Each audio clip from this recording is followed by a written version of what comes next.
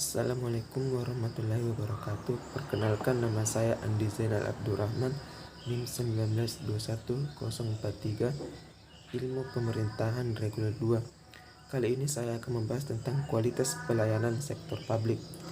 Pelayanan publik atau pelayanan umum dapat didefinisikan sebagai segala bentuk jasa pelayanan, baik dalam bentuk barang, publik, jasa maupun yang ada pada prinsipnya menjadi tanggung jawab dan dilaksanakan oleh instansi pemerintahan pusat, di daerah, dan di lingkungan badan usaha milik negara atau badan usaha milik daerah dalam rangka upaya pemenuhan kebutuhan masyarakat maupun dalam rangka pelaksanaan ketentuan peraturan perundang-undangan. Adapun indikator kualitas pelayanan publik, yang pertama itu reliability, yaitu meliputi pengaturan fasilitas, sistem, dan prosedur yang dilaksanakan atas asas meningkatkan efektivitas jadwal kerja dan meningkatkan koordinasi antar bagian. Kedua, responsiveness, yaitu meliputi mempercepat pelayanan, pelatihan karyawan, penyederhanaan sistem dan prosedur pelayanan yang terpadu, penyederhanaan birokrasi, serta penguraian pemusatan keputusan. Yang ketiga, competence, yaitu meliputi meningkatkan profesionalisme karyawan dan meningkatkan mutu administrasi. Keempat, credibility, yaitu meliputi meningkatkan sikap mental karyawan untuk bekerja giat, meningkatkan kejujuran karyawan, dan menghilangkan kolusi. 5. Tangibles, yaitu meliputi perluasan kapasitas, penataan fasilitas, meningkatkan infrastruktur, menambah peralatan, menambah penyempurnaan fasilitas komunitas, dan perbaikan sarana dan prasarana. 6. Understanding the customers, itu meliputi sistem dan prosedur pelayanan yang menghargai konsumen atau pelanggan serta meningkatkan keberpihakan pada konsumen atau pelanggan. Yang ketujuh, communication, yaitu meliputi memperjelas pihak yang bertanggung jawab dalam setiap kegiatan, meningkatkan efektivitas komunikasi dengan klien, dan membuat sikap informasi manajemen yang terintegrasi. Kedua, faktor yang mempengaruhi kualitas pelayanan sektor publik. Yang pertama itu organisasi. Organisasi pada pelayanan pada dasarnya tidak berbeda dengan organisasi pada umumnya, tetapi ada perbedaan sedikit dalam penerapannya karena sasaran pelayanan ditunjukkan secara khusus pada manusia yang mempunyai watak dan kehendak multi kompleks. Organisasi pelayanan yang dimaksud di sini adalah mengorganisir fungsi pelayanan baik dalam bentuk struktur maupun mekanismenya yang berperan dalam kualitas dan kelancaran pelayanan. Organisasi adalah mekanisme, maka perlu adanya sarana pendukung untuk memperlancar mekanisme itu. Sarana pendukung tersebut yaitu sistem, prosedur, dan metode. Kedua, kepemimpinan. Konsep dasar kepemimpinan berkaitan dengan penerapannya dalam manajemen pelayanan yang berkualitas, yaitu membangkitkan motivasi atau semangat orang lain dengan jalan memberikan inspirasi. Perbaikan pelayanan publik di Indonesia sebagai tergantung dengan peran pemimpin instansi pemerintah. Organisasi-organisasi yang memiliki pemimpin yang kredibel, berintegritas tinggi, dan memiliki visi masa depan menjadi panutan dan inovator bagi reformasi pelayanan publik. Dalam bidang pelayanan yang menonjol paling cepat dirasakan oleh orang-orang yang menerima pelayanan adalah keterampilan pelaksanaannya, Mereka inilah yang membawa kesan atas baik buruknya pelayanan.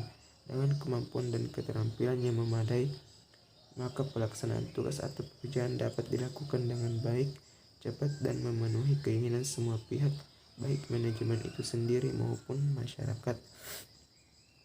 3. Struktur organisasi.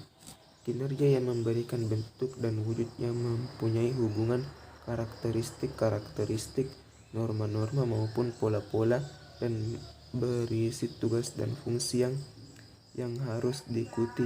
Antaranya itu tingkat pembagian tugas pokok dan fungsi, kejelasan melaksanakan tugas-tugas antar instansi, tingkat hubungan antar atasan dan bawahan.